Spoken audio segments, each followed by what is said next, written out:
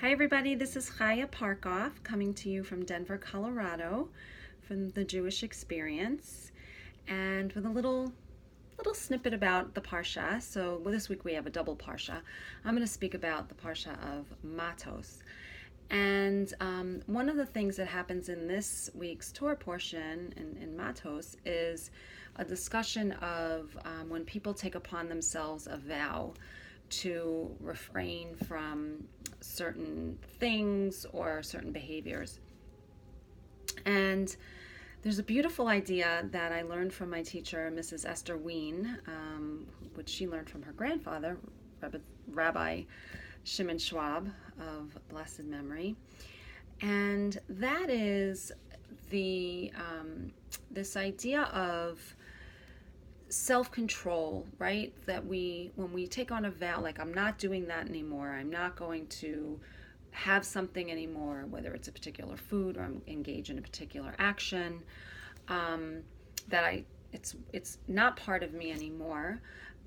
This idea of self-control, and also about developing ourselves, and it's really about not about just saying this is not part of my life, but saying I have changed into a person who no longer has that in my life. And this whole idea of developing ourselves, and what is that all about? So we discussed the Rambam, Maimonides, who was a doctor and a philosopher and wrote the Guide to the Perplexed. And in the very, very last chapter, at the very, very end, he discusses these kind of levels of perfection, if you will, and that there are four essential levels of perfection. The first being the lowest level is acquiring things, wealth, acquiring stuff, which I think we can all relate to. I remember when my kids were little, we used to watch VeggieTales because it was like very clean cartoons. It was very, it was just very, very good. There was always a moral and a lesson. It was actually based on the Torah. Anyway, there was one called, it was about the Stuff Mart, and there was this little song about going to the Stuff Mart where we get stuff. And that particular episode was about acquiring things. And in Parkoff-Matos, we say, who is rich? Someone who's happy with what they have, not the stuff, exactly what they have, not needing to acquire more stuff. Anyway, so that lowest level is this level of perfection where we have a lot of stuff. And I can tell you, as a licensed clinical social worker who works with older adults and very often who are dealing with illness, and for several years, I worked in hospice where people are literally at the ends of life, and which we all will be one day, hopefully at 120 years. You don't take any of that stuff with you. None of it. And so acquiring stuff as a form of perfection, a status symbol of having stuff, is really not a very high level of perfection. The next level of perfection is perfecting our bodies.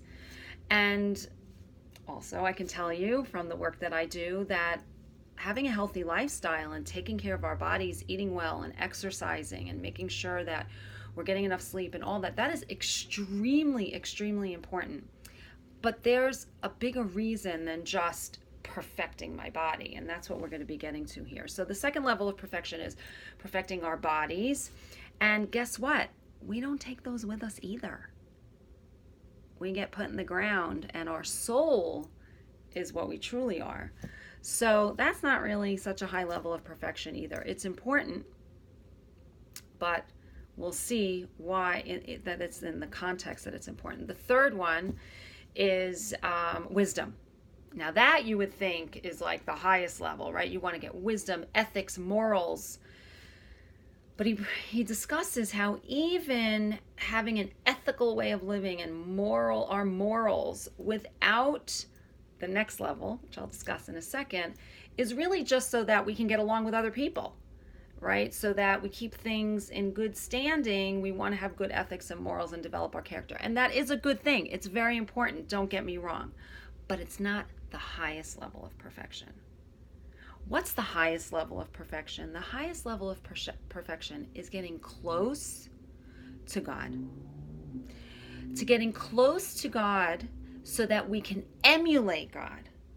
And God is, by definition, a creator. God's not separate from us. Hashem didn't create us outside of him. It's as if his abundance and his bounty ran over, and the overflow was made into the creation called the people, Adam, and the world, for us to be able to partake in. And so the highest level of perfection is getting close to God so that we can emulate God. And what is the highest form of emulating? What is it to truly emulate God? Is to create, is to be creators in the world. What unique thumbprint are you leaving on this world? And so yes, having stuff is important because we can do things with stuff. But what we want to do is create for the benefit of everyone so that we overflow and everyone gets a part of that. It's important to take care of our bodies, physical perfection. But that is so in order for us to be able to navigate this world so we can create. The third level, which is to have wisdom and morals and ethics. Yes, we want to have morals and ethics, but not because just to have things be okay, but to be able to create in the world good societies and to teach people about the fourth level of perfection, and that is Hashem. Shabbat Shalom.